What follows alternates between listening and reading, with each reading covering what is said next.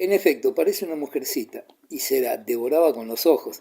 Se deseaba un milagroso crecimiento instantáneo de aquellos encantos que no estaban en la niña, sino en la imaginación de los socios del casino. A Germán, que no apareció por Loreto, se le atribuían 15 años. Por ese lado no había dificultad. Doña Camila se creyó obligada en conciencia a indicar algo a la familia. Al padre, no. Sería un golpe de muerte. Escribió a las tías de Vetusta. Era el último porrazo. El nombre de los Osores deshonrado, porque al fin Osores era la niña, aunque indigna. Entonces doña Anuncia, la hermana mayor, escribió a don Carlos porque el caso era apurado. No le contaba el lance de la deshonra C por B, porque ni sabía cómo había sido, ni era decente referir a un padre tales escándalos, ni una señorita, una soltera, aunque tuviese más de 40 años, podía descender a ciertos pormenores. Se le escribió a don Carlos nada más que esto, que era preciso llevar consigo a Anita, pues si la niña no vivía al lado de su padre, corría grandes riesgos, si no, estaba en peligro inminente el honor de los Osores. Don Carlos entonces no podía restituirse a la patria, como él decía. Pasaron años, pudo y quiso acogerse a una amnistía y volvió desengañado. Doña Camila y Ana se trasladaron a Madrid y allí vivían parte del año los tres juntos, pero el verano y el otoño los pasaban en la quinta de Loreto. La calumnia con que Aya había querido manchar para siempre la pureza virginal de Anita se fue desvaneciendo. El mundo se olvidó de semejante absurdo, y cuando la niña llegó a los 14 años, ya nadie se acordaba de la grosera y cruel impostura, a no ser el Aya, su hombre, que seguía esperando, y las tías de Vetusta, pero se acordaba y mucho Ana misma. Al principio la calumnia había hecho poco daño, era una de tantas injusticias de doña Camila, pero poco a poco fue entrando en su espíritu una sospecha. Aplicó sus potencias con intensidad increíble al enigma que tanta influencia tenía en su vida, que a tantas precauciones obligaba a Daya, que hizo saber lo que era aquel pecado de que la acusaban, y en la maldad de doña Camila y en la torpe vida mal disimulada de esta mujer se aspiró la malicia de la niña, que fue comprendiendo en qué consistía tener honor y en qué perderlo, y como todos daban a entender que su aventura de la barca de Trébol había sido una vergüenza, su ignorancia dio por cierto su pecado. Mucho después, cuando su inocencia perdió el último velo y pudo ella ver claro, ya estaba muy lejos aquella edad. Recordaba vagamente su amistad con el niño de Colombres, solo distinguía bien el recuerdo y dudaba si había sido culpable de ella, de todo aquello que decían. Cuando ya nadie pensaba en tal cosa, pensaba ella todavía, y confundiendo actos inocentes con verdaderas culpas de todo, iba desconfiando, creyó en una gran injusticia que era la ley del mundo, porque Dios quería, tuvo miedo de lo que los hombres opinaban de todas las acciones y contradiciendo poderosos instintos de su naturaleza, vivió en perpetua escuela de disimulo, contuvo los impulsos de espontánea alegría y ella, antes altiva, capaz de oponerse al mundo entero, se declaró vencida. Siguió la conducta moral que se le impuso sin discutirla, ciegamente, sin fe en ella, pero sin hacer traición nunca. Ya era así cuando su padre volvió de la emigración. No le satisfizo aquel carácter. ¿No se le había dicho que la niña era un peligro para el honor de los Azores? Pues él veía, por el contrario, una muchacha demasiado tímida y reservada, de una prudencia exagerada para sus años. Ya le pesaba de haber regresado su hija a la gasmoñería inglesa que, según él, no servía para la raza latina. Volvía de la emigración muy latino. Afortunadamente, allí estaba él para corregir aquella educación viciosa. Despidió a doña Camila y se encargó de la instrucción de su hija. En el extranjero se había hecho don Carlos más filósofo y menos político. Para España no había salvación. Era un pueblo gastado. América se tragaba a Europa. Además, le preocupaban mucho las carnes en conserva que venían de los Estados Unidos. Nos comen, nos comen. Somos pobres, muy pobres, unos miserables que solo entendemos de tomar el sol. Él sí era pobre, y más cada día. Pero achacaba su estrechez a la decadencia general, a la falta de sangre en la raza y otros disparates. Le quedaban la biblioteca que había mejorado y los amigos nuevos, por supuesto. Todos los días se ponía a discusión delante de la haya al tomar café la divinidad de Cristo.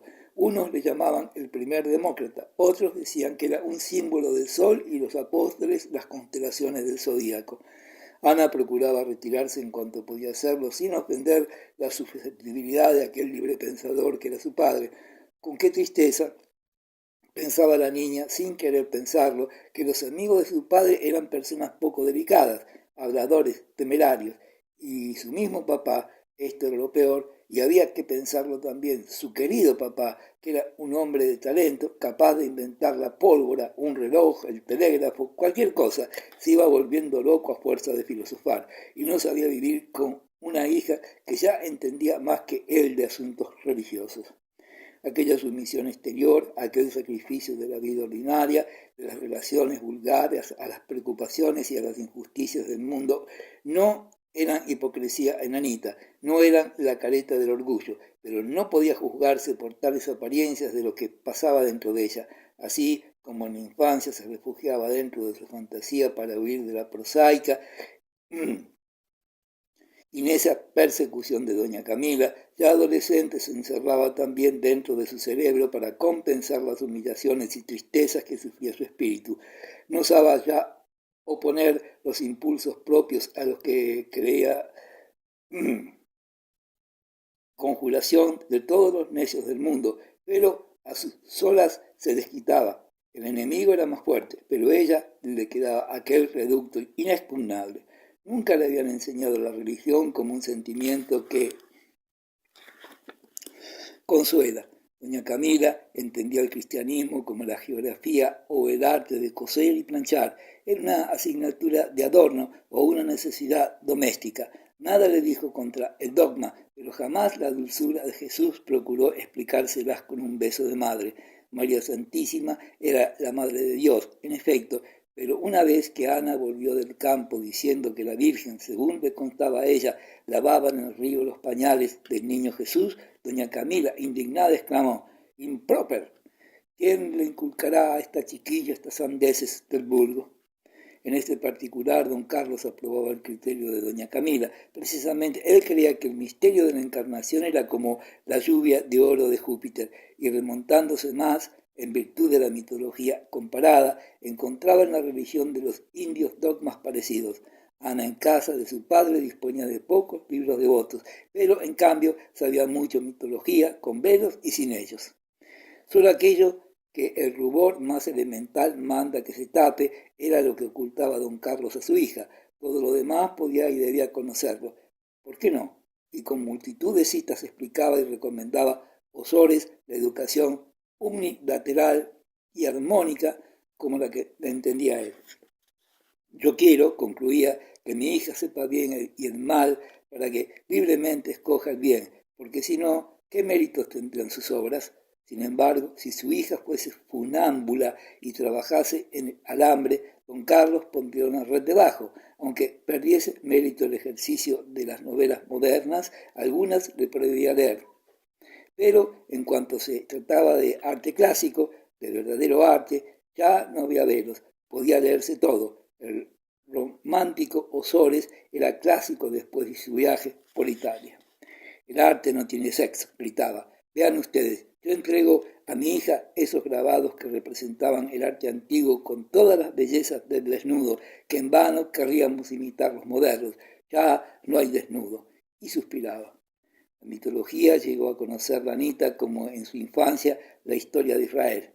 Omni sud quid mal y pense, repetía don Carlos, y lo otro de procul state profani. Y no tomaba más precauciones. Por fortuna, en el espíritu de Ana, la impresión más fuerte del arte antiguo y de las fábulas griegas fue puramente estética. Se excitó su fantasía, sobre todo, y gracias a ella, no a don Carlos, aquel importuno estudio del desnudo clásico no causó estragos. La muchacha envidiaba a los dioses de Homero que vivían como ella había soñado que se debía vivir, al aire libre, con mucha luz, muchas aventuras y sin la férula de una haya semi-inglesa. También envidiaba a los pastores de Teócrito, Bion y Mosco. Soltaba con la gruta fresca y la sombría del cíclope enamorado y gozaba mucho con cierta melancolía, trasladándose con sus ilusiones a aquella Sicilia ardiente que ella se figuraba como un nido de amores, pero como de abandonarse a sus instintos o a sus ensueños y quimeras, se había originado la nebulosa aventura de la barca de Trébol, que la avergonzaba todavía. Miraba con desconfianza y hasta repugnancia moral cuando hablaba de relaciones entre hombres y mujeres, si de ellas nacía algún placer, por radical ideal que fuese. Aquellas confusiones, mezclas de malicia y de inocencia en que la habían sumergido las calumnias del Aya y los groseros comentarios del vulgo, la hicieron fría, desabrida, huraña para todo lo que fuese amor. Según se lo figuraba, se la veía separando sistemáticamente del trato íntimo de los hombres, como se aparta del fuego una materia inflamable. Doña Camila la educaba como si fuera un polvorín. Se había equivocado su natural instinto de la niñez. Aquella amistad de Germán había sido un pecado. ¿Quién lo diría? Lo mejor era huir del hombre. No quería más humillaciones. Esta aberración de su espíritu le facilitaban las circunstancias. Don Carlos no tenía más amistad que la de unos cuantos hongos, filosofastros y conspiradores. Estos caballeros debían de estar solos en el mundo. Si tenían hijos y mujer, no los representaban ni hablaban de ellos nunca. Anita no tenía amigas. Además, don Carlos la trataban de ellos nunca. Anita no tenía amigas. La trataban como si fuese ella el arte, como si no tuviera sexo. Era aquella una educación neutra. A pesar de que los sobres pedía a gritos pelados la emancipación de la mujer y aplaudía cada vez que en París una dama le quemaba la cara con vitriolo a su amante, en el fondo de su conciencia tenía a la hembra por un ser inferior, como un buen animal doméstico. No se paraba a pensar lo que podía necesitar Anita. A su madre la había querido mucho, le había besado los pies desnudos durante la luna de miel, que había sido exagerada, pero poco a poco, sin querer, había visto él también en ella a la antigua modista, y la trató al fin como un buen amo, suave y contento. Fuera por lo que fuese, él quería cumplir con Anita, llevándola al Museo de Pinturas, a la Almería, algunas veces al Real y casi siempre a paseo con algunos librepensadores amigos suyos que se paraban para discutir a cada 10 pasos.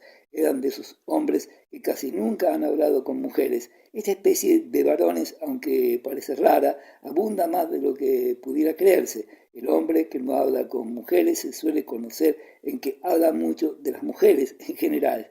Pero los amigotes de Osores ni esto hacían. Eran pinos solitarios del norte que no suspiraban por ninguna palmera del mediodía. Aunque Ana llegaba a la edad en que la niña ya puede gustar como mujer, no llamaba la atención. Nadie se había enamorado de ella. Entre doña Camila y don Carlos habían ajado las rosas de su rostro. Aquella turgencia y expansión de formas que al amante del Haya le arrancaban chispas de los ojos habían contenido su crecimiento. Anita iba a transformarse en mujer cuando parecía muy lejos aún de esta crisis. Estaba delgada, pálida, débil. Sus 15 años eran ingratos. A los 10 tenía las apariencias de los 13 y a los 15 representaba 2 menos. Como todavía no se ha convenido en mantener a costa del erario a los filósofos, don Carlos, que no se ocupaba más que en arreglar el mundo y condenarlo, tal como era, se vio pronto en apurada situación económica. Ya estaba cansado, bastante había combatido en la vida, según él. Y no se le ocurrió buscar trabajo, no quería trabajar más, prefirió retirarse a su quinta de Loreto cediendo a las súplicas de Anita, que se lo pedía con las manos en cruz. La pobre muchacha se aburría mucho en Madrid, mientras a su imaginación le entregaban a Grecia el Olimpo, el Museo de Pinturas. Ella, Ana Osores, la de carne y hueso, tenía que vivir en una calle estrecha y oscura, en un mísero entresuelo que se le caía sobre la cabeza. Ciertas vecinas querían llevarla a paseo, a una tertulia y a los teatros extraviados que ellas frecuentaban. La pobreza en Madrid tiene que ser o resignada o cursi. Aquellas vecinas eran cursis. Anita no podía sufrirlas, le daban asco, ellas, su tertulia y sus teatros. Pronto la llamaron el comín orgulloso, la mona sabia. Los 6 meses de aldea los pasaba mucho mejor, aún con ser aquel lugar el de su antiguo cautiverio y el de las aventuras de la barca y la calumnia subsiguiente. Pero de cuantos podían recordarle aquella vergüenza, solo veía ella al señor Iriarte, el hombre del haya, que visitaba a don Carlos y miraba a la niña con ojos de cosechero que se prepara a recoger los frutos. Cuando don Carlos decidió vivir en Loreto todo el año para hacer economía, Anita le besó en los ojos y en la boca y fue por un día entero la niña expansiva y alegre que había empezado a brotar antes de ser trasplantada al invernadero pedagógico de doña Camila. Otros años se llegaba a la aldea algún cajón de libros. Esta vez se mandó con el Maragato la biblioteca entera, el orgullo legítimo de don Carlos. Un día de sol, en mayo, Ana, que se preparaba una vida nueva por dentro, cantaba alegre, limpiando los estantes de la biblioteca en la quinta. Colocaba en los cajones los libros, después de sacudirles el polvo, por el orden señalado en el catálogo escrito por don Carlos. Vio un tomo en francés, forrado de cartulina amarilla, creyó que era una de aquellas novelas que su padre le prohibía leer, y ya iba a dejar el libro cuando leyó en el lomo Confesiones de San Agustín. ¿Qué hacía allí San Agustín? Don Carlos era un libre pensador que no leía libros de santos, ni de curas, ni de neos, como él decía, pero San Agustín era una de las pocas excepciones que consideraba como filósofo. Ana sintió un impulso irresistible. Quiso leer aquel libro inmediatamente. Sabía que San Agustín había sido un pagano libertino, a quien habían convertido voces del cielo por influencia de las lágrimas de su madre, Santa Mónica. No sabía más. Dejó el plumero con que sacudía el polvo y en pie, bañados por un rayo de sol, su cabeza pequeña y rizada y el libro abierto leyó las primeras páginas. Don Carlos no estaba en casa. Ana salió con el libro debajo del brazo, fue a la huerta, entró en el cenador cubierto de espesa enredadera perenne. Las sombras de las hojuelas de la bóveda verde jugueteaban sobre las hojas del libro, blancas y negras y brillantes. Se oía cerca, detrás, el murmullo discreto y fresco del agua de una acequia que corría despacio calentándose al sol. Fuera de la huerta sonaban las ramas de los altos álamos con el suave castañeteo de las hojas nuevas y claras que brillaban como lanzas de acero. Ana leía con el alma agarrada a las letras. Cuando concluía una página, ya su espíritu estaba leyendo del otro lado. Aquello sí que era nuevo. Toda la mitología era una locura, según el santo. El amor, aquel amor, lo que ella se figuraba, pecado, pequeñez, un error, una ceguera. Bien había hecho ella en vivir prevenida. Recordó que en Madrid 2 estudiantes le habían escrito cartas que ella no contestaba. Era su única aventura, después de la vergüenza de la barca de Trébol. El santo decía que los niños son por instinto malos, que su perversión innata hace gozar y reír a los que los aman, pero sus gracias son defectos. El egoísmo, la ira, la vanidad lo impulsaban. Es verdad, pensaba ella arrepentida, pero entonces hacía falta otra cosa. Aquel vacío de su corazón iba a llenarse, aquella vida sin alicientes, negra en lo pasado, negra en lo porvenir, inútil, rodeada de inconvenientes y necedades, iba a terminar como si por un estallido sintió dentro de la cabeza un sí tremendo que se deshizo en chispas brillantes dentro del cerebro. Pasaba esto mientras seguía leyendo. Aún estaba aturdida, casi espantada por aquella voz que oyera dentro de sí. Cuando llegó al pasaje en donde el santo refiere que paseándose él también por un jardín oyó una voz que le decía «Tol leye», y que corrió al texto sagrado y leyó un versículo de la Biblia. Ana gritó, sintió un temblor, pero toda la piel de su cuerpo y en la raíz de sus cabellos, como un soplo que lo erizó y lo dejó erizados muchos segundos. Tuvo miedo de lo sobrenatural, creyó que iba a aparecérsele algo, pero aquel pánico pasó y la pobre niña, sin madre, sintió dulce corriente que le suavizaba el pecho al subir a las fuentes de los ojos. Las lágrimas agrupándose en ellos le quitaban la vista. Y lloró sobre las confesiones de San Agustín como sobre el seno de una madre. Su alma se hacía mujer en aquel momento. Por la tarde acabó de leer el libro. Dejó los últimos capítulos que no entendía. De noche, en la biblioteca, discutían don Carlos, un clérigo de Loreto, y varios aficionados a la filosofía y a la buena sidra, que prodigaba el arruinado Osores con tal de tener contrincantes. Decía que pensar a solas es pensar a medias. Necesitaba una oposición. El capellán quería dejar bien puesto el pabellón de la iglesia y pasar agradablemente las noches que se hacían eternas en Loreto, aún en primavera. Ana, sentada lejos, casi hundida y perdida en una butaca grande de gutapercha, de grandes orejas, donde había ella soñado mucho despierta, soñaba también ahora con los ojos muy abiertos, inmóviles. Pensaba en San Agustín, se le figuraba con gran mitra dorada y capa de raso y oro, recorriendo el desierto en África que poblaba ella de fieras y de palmeras que llegaban a las nubes. Era, como en la infancia, un delicioso imaginar otro canto de su poema, solo con recordar la dulzura de San Agustín al reconciliarse en su cátedra con un amigo que asistió al oírle, del cual vivía separado, sentía Ana inefable ternura que le hacía mirar al universo entero en aquel obispo. En el mismo instante juraba don Carlos que el cristianismo era una importación de la Bactriana. No estaba seguro de que fuera bactriana lo que había leído, pero en sus disputas de la aldea era poco escrupuloso en los datos históricos, porque contaba con la ignorancia del concurso. El capellán no sabía que era la bactriana, y así le parecía el más ridículo y gracioso disparate la ocurrencia de traer allí al cristianismo, y muerto de risa decía: pero hombre, buena bactriana de Dios, ¿dónde has leído eso el señor Osores? El capellán no era un San Agustín, pensaba Anita. No, porque San Agustín no bebería sidra ni refutaría tal mal argumentos como los de su padre. No importaba, el clérigo tenía razón, y eso bastaba. Decía grandes verdades sin saberlo. Don Carlos en aquel momento se puso a defender a los maniqueos.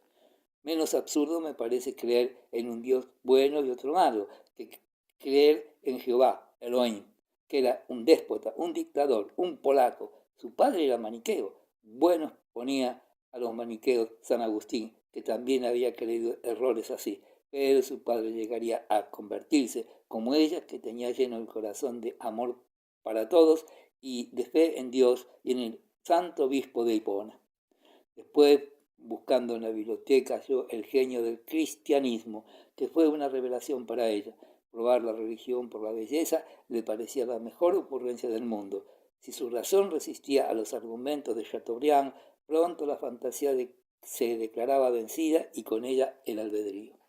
Valiente mequetref fuera el señor Chateaubriand, según don Carlos. Él tenía sus obras porque el estilo no era malo. Se hablaba muy mal de Chateaubriand por aquel tiempo en todas partes. Después leyó Ana los mártires. Ella hubiera sido de buen grado sin Modosea. Su padre podía pasar por un demodoco bastante regular, sobre todo después de su viaje a Italia, que le había hecho pagano. Pero Eudoro, ¿dónde estaba Eudoro? Pensó en Germán. ¿Qué había sido de él? Difícil le fue encontrar entre los libros de su padre otros que hablasen para bien, se entiende, de religión. Un tomo del Parnaso español estaba consagrado a la poesía religiosa. Los más eran versos pesados, oscuros, pero entre ellos había algunos que le hicieron mejor impresión que el mismo Chateaubriand.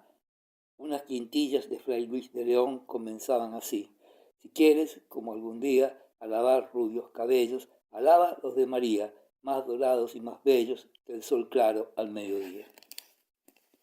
El poeta eclesiástico que olvidaba otros cabellos para alabar los de María le pareció sublime en su ternura. Aquellos 5 versos despertaron en el corazón de Ana lo que puede llamarse el sentimiento de la Virgen, porque no se parece a ningún otro, y aquella fue su locura de amor religioso. María, además de reina de los cielos, era una madre, la de los afligidos. Aunque se le hubiese presentado, no hubiera tenido miedo. La devoción de la Virgen entró con más fuerza que la de San Agustín y de la de Chateaubriand en el corazón de aquella niña que estaba convirtiéndose en mujer. El Ave María y la Salve adquirieron para ella el nuevo sentido. Rezaba sin cesar, Pero no bastaba aquello, quería más, quería inventar ella misma oraciones. Don Carlos tenía también el Cantar de los Cantares en la versión poética de San Juan de la Cruz. Estaba entre los libros prohibidos para Anita. A mí no me la dan, decía don Carlos guiñando un ojo. Esta amada podrá ser la iglesia, pero yo no me fío, no me fío. Y disparataba sin conciencia, porque él, incapaz de calumniar a sus semejantes, cuando se trataba de santos y curas, creía que no estaba de más. Ana leyó los versos de San Juan y entonces sintió la lengua expedita para improvisar oraciones. La recitaba en verso en sus paseos solitarios por el monte de Loreto, que olía a tomillo y caía a pico sobre el mar. Versos a lo San Juan, como decía ella, le salían a borbotones del alma, hechos de una pieza, sencillos, dulces y apasionados, y hablaba con la Virgen de aquella manera. Notaba a Anita excitada, nerviosa, y sentía un dolor extraño en la cabeza al notarlo, una misteriosa analogía entre los versos de San Juan y aquella fragancia del tomillo que ella pisaba al subir por el monte. Verdad era que de algún tiempo a aquella parte sus pensamientos, sin que ella quisiese, buscaba y encontraba secretas relaciones entre las cosas, y por todas sentía un cariño melancólico que acababa por ser una jaqueca aguda. Una tarde de otoño, después de admitir una copa de cumín que su padre quiso que bebiera detrás del café, Anita salió sola con el proyecto de empezar a escribir un libro. Allá arriba, en la hondonada de los pinos, que ella conocía bien, era una obra que días antes se había imaginado, una colección de poesías, a la Virgen. Don Carlos le permitía pasear sin compañía cuando subía al monte de los Tomillares por la puerta del jardín. Por allí no podía verla nadie y al monte no se subía más que a buscar leña. Aquel día su paseo fue más largo que otras veces. La cuenta era ardua. El camino, como de cables, pavoroso, acantilados a la derecha, caían a pico sobre el mar, que deshacía su cólera con bramidos que llegaban a lo alto como ruidos subterráneos. A la izquierda de los tomillares acompañaban el camino hasta la cumbre, coronada por pinos, entre cuyas ramas el viento imitaba como un eco la queja inextinguible del océano. Ana subía a paso largo. El esfuerzo que exigía la cuesta la excitaba. Se sentía calenturienta. De sus mejillas, entonces siempre heladas, brotaba fuego, como en lejanos días. Subía con una ansiedad apasionada, como si fuera camino del cielo por la cuesta arriba.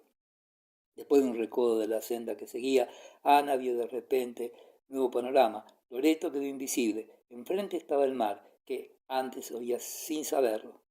El mar, mucho mayor que visto desde el puerto, más pacífico, más solemne. Desde allí las olas no parecían sacudidas violentas de una fiera enjaulada, sino el ritmo de una canción sublime, vibraciones de placas sonoras iguales, simétricas, que iban de oriente a occidente. En los últimos términos del ocaso columbraba un anfiteatro de montañas que parecían escalas de gigantes para ascender al cielo. Nubes y cumbres se confundían y se mandaban reflejados sus colores. En lo más alto de aquel cúmulus de piedra azulada, Ana divisó un punto. Sabía que era un santuario. Allí estaba la Virgen. En aquel momento todos los celajes del ocaso se rasgaban, brotando luz de sus extrañas entrañas para formar una aureola a la Madre de Dios, que tenía en aquella cima su templo. La puesta del sol era una apoteosis. Las velas de las lanchas de Loreto, hundidas en las sombras del monte más abajo, parecían palomas que volaban sobre las aguas. Al fin llegó Ana a la hondonada de los pinos. Era una cañada entre dos lomas bajas coronadas de arbustos y con algunos ejemplares muy lucidos del árbol que le daba su nombre. El cauce de un torrente seco dejaba ver su fondo de piedra blanquecina en medio de la cañada. Un pájaro que a la niña se le antojó ruiseñor cantaba escondido en los arbustos de la loma de poniente. Ana se sentó sobre una piedra cerca del cauce seco. Se creía en el desierto. No había allí ruido que recordara al hombre. El mar, que ya no veía ella, volvía a soñar como murmullo subterráneo. Los pinos sonaban como el mar y el pájaro como un ruiseñor. Estaba segura de su soledad. Abrió un libro de memorias, lo puso en sus rodillas y escribió con lápiz en la primera página, a la Virgen. Meditó esperando la inspiración sagrada. Antes de escribir dejó hablar el pensamiento. Cuando el lápiz trazó el primer verso, ya estaba terminada dentro del alma la primera estancia. Siguió el lápiz corriendo sobre el papel, pero siempre el alma iba más deprisa. Los versos engendraban los versos, como un beso provoca un ciento. De cada concepto amoroso y rítmico brotaban enjambres de ideas poéticas que nacían vestidas con todos los colores y perfumes de aquel decir poético, sencillo, notable, apasionado. Cuando todavía el pensamiento seguía dictando a borbotones, tuvo la mano que renunciar a seguirle porque el lápiz ya no podía escribir. Los ojos de Ana no veían las letras ni el papel, estaban llenos de lágrimas. Sentía latigosas en las sienes y en la garganta una mano de hierro que apretaba. Se puso en pie, quiso hablar, gritó. Al fin su voz resonó en la cañada. Cayó el supuesto ruiseñor y los versos de Ana, recitados como una oración entre lágrimas, salieron al viento repetidos por las resonancias del monte. Llamaba con palabras de fuego y su madre celestial.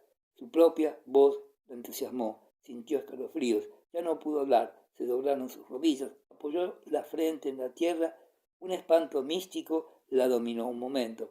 No osaba levantar los ojos, temía estar rodeada de lo sobrenatural. Una luz más fuerte que la del sol atravesaba sus párpados cerrados. Sintió ruido cerca, gritó, alzó la cabeza despavorida. No tenía duda, una zarza de la loma de enfrente se movía y con los ojos abiertos al milagro vio un pájaro oscuro saliendo de un matorral y pasar sobre su frente.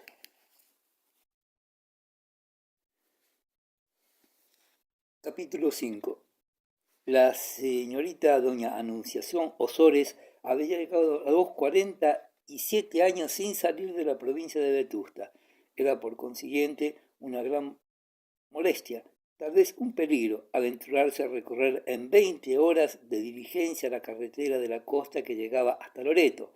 La acompañaron en su viaje don Cayetano Ripa Milán, canónigo respetable por su condición y sus años, y una antigua criada de los Osores. Había muerto don Carlos de repente, de noche, sin confesión, sin ningún sacramento.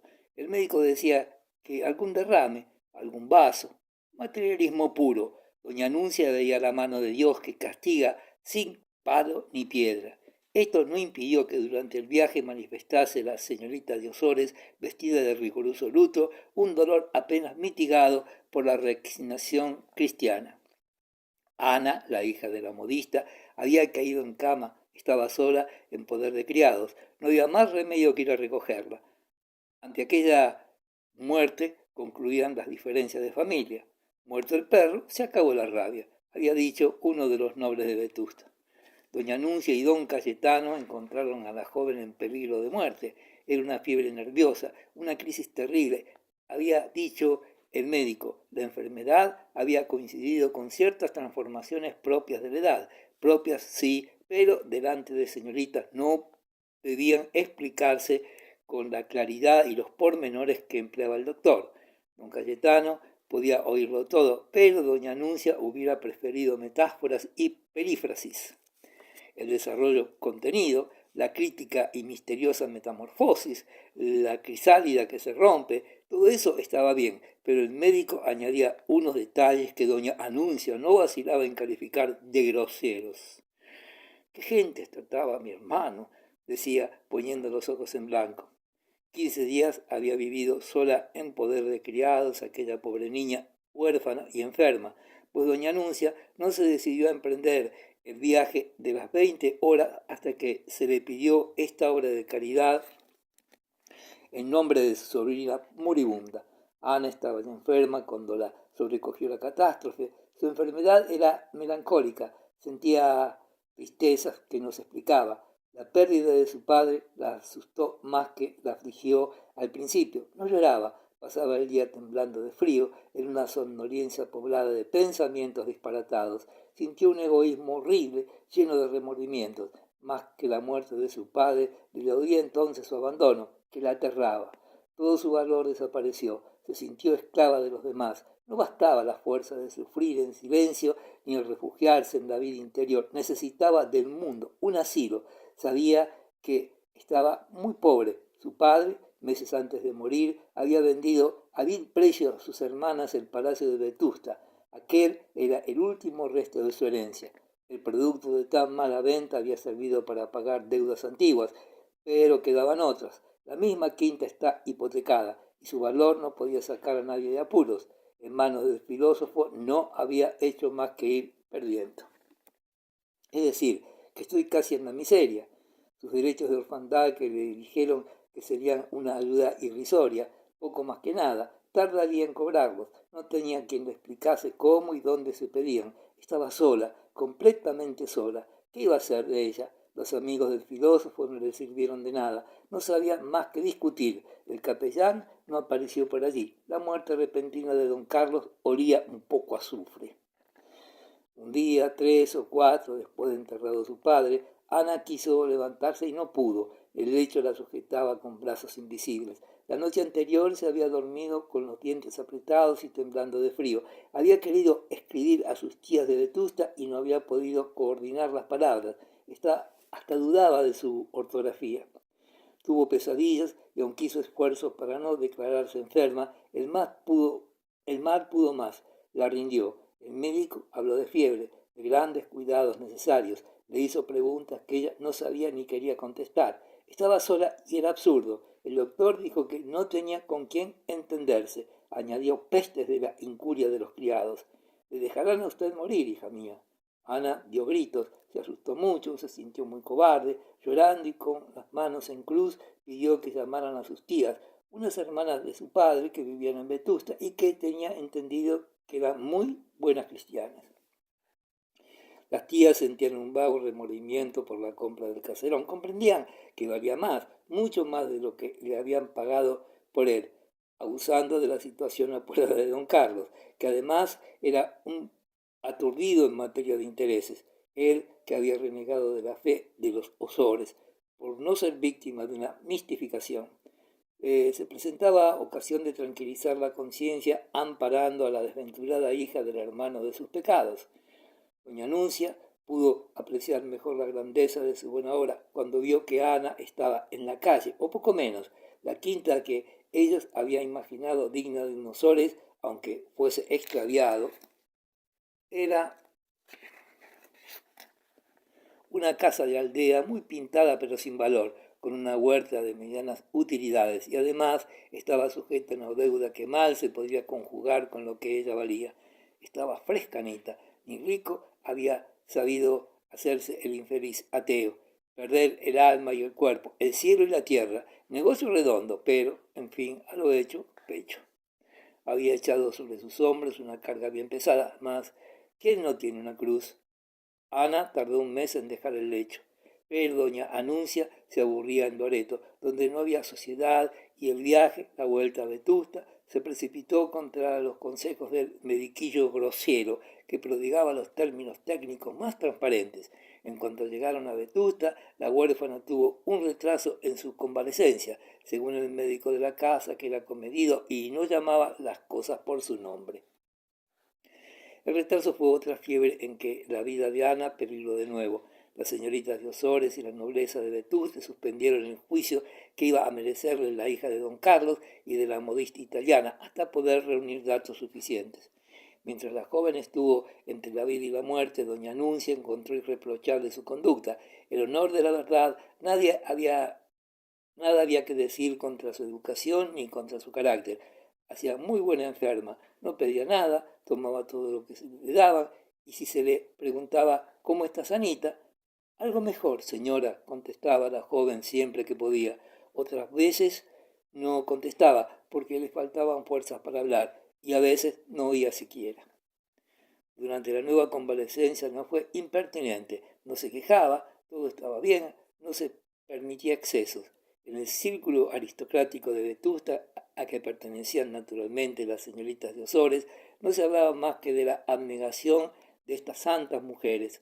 Gloucester, o sea, don Restituto Mourelo, canónigo raso a la sazón, decía con voz meliflua y misteriosa en la tertulia del marqués de Vegallana: señores, esta es la virtud antigua, no es falsa y gárrula filantropía moderna. Las señoritas de Osores están llevando a cabo una obra de caridad que si quisiéramos analizarla detenidamente nos daría por resultado una larga serie de buenas acciones. No solo se trata de echar sobre sí la enorme carga de mantener, y creo que hasta de vestir y calzar a una persona que la sobrevivirá según todas las probabilidades, carga que es de por vida o vitalicia por consiguiente, sino que además esa joven representa una abdicación que me abstengo de calificar, una abdicación de su señor padre. Una abdicación abominable, se atrevió a decir un varón tronado. Abominable, añadió Gloucester, inclinándose. Representa una alianza nefasta en que la sangre, a todas luces azul, de los Osores se mezcló en mala hora con sangre plebeya y lo que es peor, según todos sabemos, representa a esa niña la poca meticulosa moralidad de su madre, de su infausta. Sí, señor, interrumpió la marquesa de Vegallana, que no toleraba los discursos de Gloucester. Sí, señor, su madre era una perdida, corriente, pero la chica se presenta bien, según dicen sus tías, es muy dócil y muy callada. Ya no creo que calla, como que no puede hablar aún de pura debilidad. Esto lo dijo el médico de la aristocracia de don Robustiano, que asistía a Anita. Aquella noche se acordó en la tertulia acoger a la hija de don Carlos como una Osores, descendiente de la mejor nobleza. No se hablaría para nada de su madre. Esto quedaba prohibido, pero ella sería considerada como sobrina de quien tantos elogios merecía. Gran consuelo recibieron doña Anuncia y doña Águeda al saber por el médico esta resolución de la nobleza vetustense. Ana estaba muchas horas sola. Sus tías tenían costumbre de trabajar, hacer calceta y colcha. En el comedor, la alcoba de la sobrina estaba al otro lado de la casa. Además, las ilustres damas pasaban mucho tiempo fuera del triste caserón de sus mayores, visitaban a lo mejor de Vetusta, sin contar la visita al Santísimo y la vela, que le tocaba una vez por semana. Asistían a todas las novenas, a todos los sermones, a todas las cofradías y a todas las tertulias de buen tono. Comían 2 o 3 veces por semana fuera de casa. Lo más del tiempo lo empleaban en pagar visitas. Esta era la ocupación a que daban más importancia entre todos la de su atareada existencia. No pagar una visita de clase les parecía el mayor crimen que se podía cometer en una sociedad civilizada. Amaban la religión porque este era un timbre de su nobleza, pero no eran muy devotas. En su corazón el culto principal era el de la clase. Que si hubieran sido incompatibles las visitas a la corte de María y a la tertulia de Vegallana, María Santísima, en su inmensa bondad, hubiera perdonado, pero ellas hubieran asistido a la tertulia. La etiqueta, según se entendía en Vetusta, era la ley por que se gobernaba el mundo. A ella se debía la armonía celeste. Suprimida la etiqueta, las estrellas chocarían y se aplastarían probablemente. ¿Qué sabían de estas cosas la sobrinita? Esta era la cuestión. Las miradas de doña Águeda, algo más gruesa, más joven y más bondadosa que su hermana, iban cargadas de estas preguntas cuando se clavaban en Anita al darle un caldo. La huérfana sonreía siempre, daba las gracias siempre, estaba conforme con todo. Las tías veían con impaciencia que se prolongaba aquel estado. La niña no acaba de sanar, ni recaía, no se presentaba ninguna solución. Además, así no se podía conocer su verdadero carácter. Aquello, sumisión absoluta, podía ser efecto de la enfermedad. Don Robustiano dijo que eso era. Una tarde, tal vez creyendo que dormía la sobrinita, o sin recordar que estaba cerca en el gabinete contiguo a su alcoba, hablaron las 2 hermanas de un asunto muy importante. Estoy templando, ¿a qué no sabes por qué?, decía doña Anuncia. Si será por lo mismo que a mí me preocupa. ¿Qué es? Sí, esa chica. Sí, aquella vergüenza. Eso. ¿Te acuerdas de la carta del Haya? ¿Cómo que yo la conservo? Tenía la chiquilla 12 o 14 años, ¿verdad? Algo menos, pero peor todavía. ¿Y tú crees que...? Va, pues claro, si será una Obdulita o una Tarsilita. ¿Te acuerdas de Tarsilia, que tuvo aquel lance con aquel cadete y después con Alvarito Mesías? No sé qué amoríos. Todo era inocencia, decían los bobalicones de aquí. Pues mira la inocencia.